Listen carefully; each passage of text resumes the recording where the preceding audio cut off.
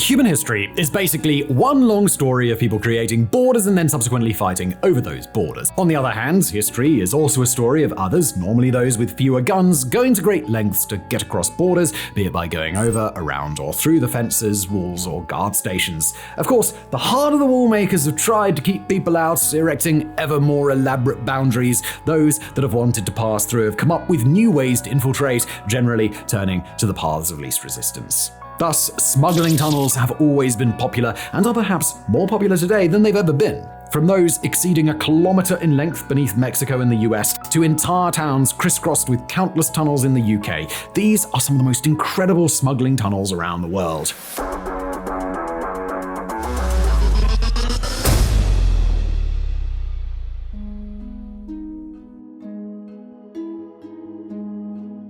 The longest drug smuggling tunnel in history was discovered in mid-2019, coming courtesy of none other than Joaquim El Chapo Guzman's Sinaloa cartel. The famed leader is serving life imprisonment, but his cartel continues to operate without him, pouring tens of millions of dollars into elaborate, professionally made drug smuggling tunnels. As with most drug tunnels, or narcotunnels in the US, this one originated in Tijuana and exited out into San Diego, California. What made this particular tunnel stand apart is that it stretched a staggering 1,313 meters, that's 4,300 feet, making it the longest so far in the US and probably in the world. The underground structure was so elaborate that it incorporated a lift, drainage system, air ventilation system, and high-voltage electrical cables. Interestingly, no drugs were found and no arrests were made, suggesting that the cartel was aware authorities were closing in and abandoned the operation. As impressive as the record-holding Sinaloa cartel is, it's only scratching the surface of the frankly staggering number of underground smuggling operations between Mexico and the US. Between 1990 and 2015, a total of 183 tunnels were discovered, the majority of which were between Tijuana and San Diego. Dozens more have been discovered since 2015, putting the up-to-date total somewhere over 200. The tunnels vary drastically in terms of length and sophistication, but needless to say, the most elaborate are downright impressive, potentially requiring over a year of dedicated excavation from countless skilled workers. Perhaps most interesting is the number of tunnels has increased dramatically in recent years, and part of the cause can be traced directly to the September 11th attacks. Drug trafficking had almost been exclusively through border checkpoints prior to 9/11, but with the increase in border security following the attacks, drug traffickers were forced to change tactics. Simply put, rather than risk facing the increased security at land borders, it became easier to build underground tunnels. Of course, it wasn't long before the US authorities caught on to the smugglers' new tunneling tactics that would have been rather difficult for them to ignore the sudden increase in telltale sinkholes appearing near the border. Rapidly adapting to the new form of border breaching, US authorities greenlit a specialized team known as the Tunnel Task Force. The Tunnel Task Force is now a permanent division of the United States Border Control, primarily operating at the border between Tijuana and San Diego. The team works in conjunction with US Immigration and Customs Enforcement and the US Border Patrol Task Force. The first report of the Tunnel Task Force succeeding using radar-based tunnel detection technology seems to come from 2006, with the team assisting in the identification of a 1,148-meter, that's about 3,800 feet long tunnel, originating in a warehouse in Tijuana and exiting into Otay Mesa, California. 2 tons of marijuana were discovered at the time, and several arrests were made in Mexico. In this case, the tunnel was suspected to be the work of the Arellano Felix drug syndicate. So with all of this being said, confirmation that a specialized team is working on the problem and so many reports of narco tunnels being found and closed, you'd assume that the problem is well in hand. But no, the Mexican drug cartels are nothing if not a prime example that the mythical Hydra is alive and well. As one tunnel is closed, it seems to simply be replaced by 2 more, with the frequency of tunnels only seeming to increase with each passing year. A pair of tunnels, also believed to be the work of the Sinaloa cartel, were also uncovered in November 2010, one coming in at 790 meters, that's 2,600 feet. The tunnel also lay between Tijuana and San Diego, and was also surprisingly elaborate, including reinforced walls and cemented floors. Around 36,000 kilograms of marijuana was confiscated between the 2 tunnels, making this one of the biggest busts ever linked to underground smuggling. A 3-foot diameter, 90-meter long, that's 295 feet long tunnel was discovered in Arizona in 2012. Another was found nearby in February 2014. This second narco tunnel was 147 meters or 481 feet long and led to the confiscation of 270 kilograms of marijuana near the exit point, as well as another 21 kilos and a kilo of heroin inside the tunnel. More Tijuana to San Diego tunnels were discovered in 2020 and 2022.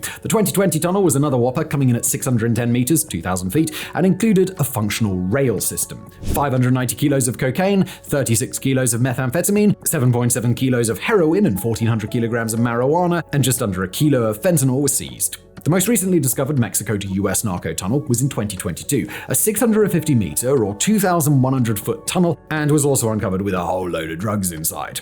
At this point, you have to ask yourself if repeatedly cutting off the Hydra's head is the solution to the problem, or if perhaps US border control can come up with some new, innovative way to deal with border security, like, for example, utilizing strategic attack bees. And we actually have more on that later, stay tuned.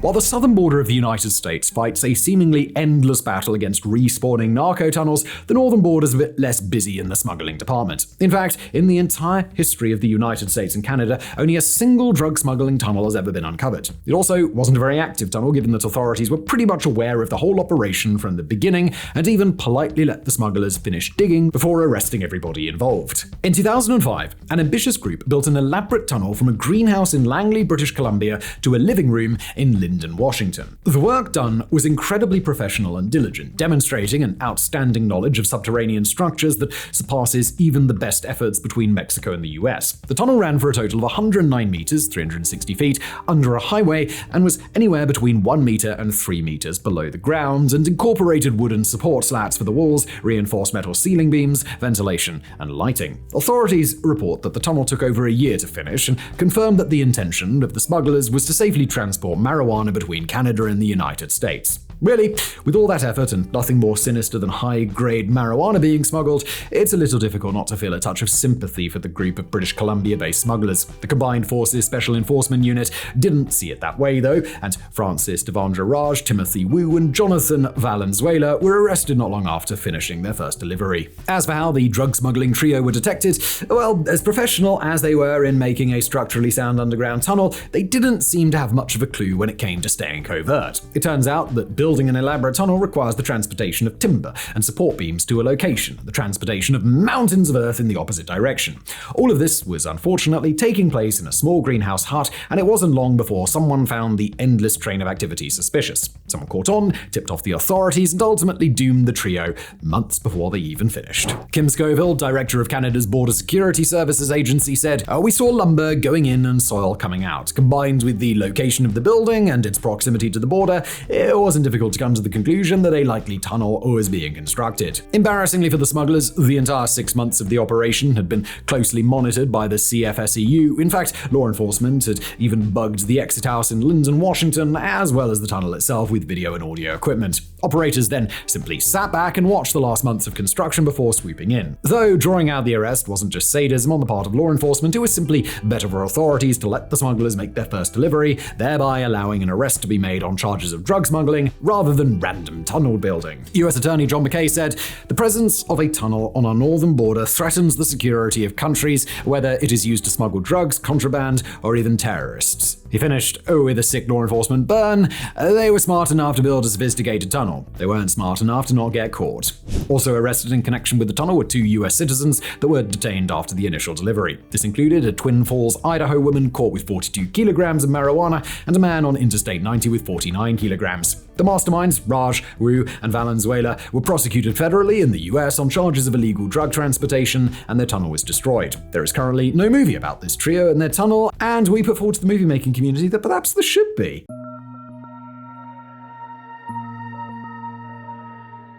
A similar situation to the Mexico-US border debacle is unfolding between India and Bangladesh. The 4,096-kilometer fence between the two countries has been largely unsecure and easy to cross for decades, having many remote, unmonitored areas that allow infiltrators to simply walk across. But in more recent years, the Indian Border Security Force has been stepping up efforts. Many of the gaps are being gradually closed, and innovative new methods are being deployed to keep borders safe.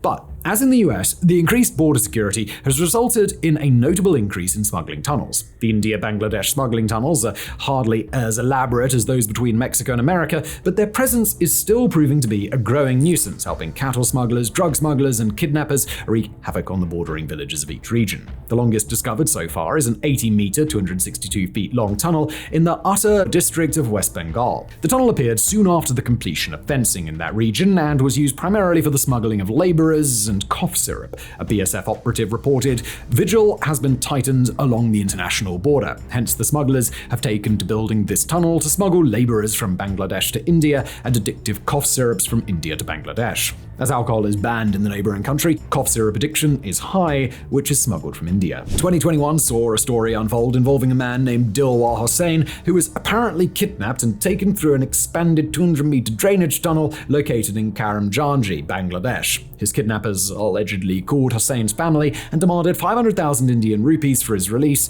That's about $6,000. Police arrested a man they believed to be linked to the kidnapping in a nearby village, and after applying pressure, managed to secure the release of Hossain. Once returned, Hossain guided police to a location in a remote wooded area, explaining that the tunnel was used for various criminal activities, including smuggling and kidnapping. He elaborated that, to his knowledge, there are at least another 60 similar branches along the India-Bangladesh border. So with the BSG already facing a monumental task keeping the above-ground borders safe, plus now having to deal with a subterranean threat, the Indian government has turned to a rather innovative new solution. It was announced recently that the BSG plans to install a vast network of beehives at strategic locations on the border, thus making it difficult for smugglers to pass without triggering a mass stinging attack. With the attack bees making land borders more secure, the BSG will then hopefully be free to focus on the tunnel situation. Attack bees may sound like a rather far-fetched idea, but the plan really has been rather well thought out. The project has been launched in the Nadia district in West Bengal with the cooperation of the local populace. The beehives are being installed near flowering plants, and locals are planting additional gardens such as tulsi, ikangi, satmuli, ashwagandha, and aloe vera. So in conjunction with the honey produced by the bees, the herbs will likely allow locals to generate income as they incorporate warrior bee colonies into their livelihoods. As far as the India-Bangladesh border itself is concerned, it was expected that the final sections of the fence would be completed this year, but that seems unlikely. Due to various complications, including land acquisition and the relocation of villages, completion of the border fences has seen delay after delay. There are many areas that still lack border security.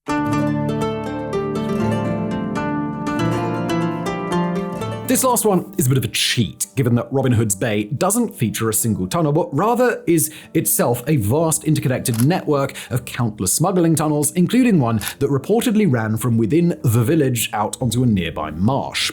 Located in the North York Moors National Park, sitting between Whitby and Scarborough, Robin Hood's Bay is now not much more than a tourist attraction. But go back to the 18th century, and this little fishing village was key in an elaborate smugglers' network that spans the entire northeast coast of the United Kingdom. It's said that back in the day, contraband would arrive in Robin Hood's Bay, be unloaded from a boat, and make it the entire way through the village and out onto the cliffs without ever seeing daylight. You can still access part of one of these smuggling routes today by entering Kingsbeck Tunnel, located beneath Bay Hotel. The tunnel was originally for drainage, but if you take a side passage, you'll find yourself beneath the floorboards of a nearby property. Smugglers once passed contraband up into this building by hand, where it was quickly squirreled away from prying eyes or passed on to another link in the smugglers' network. It's believed that dozens or even hundreds of similar smuggling routes existed in the bay in the 18th century, though most are now boarded up or have simply been lost. As far as the name Robin Hood's Bay is concerned, you'll be disappointed to learn that there is no evidence that the Sherwood Forest legend ever resided in or even visited the village. This isn't exactly surprising because Robin Hood's not real, other than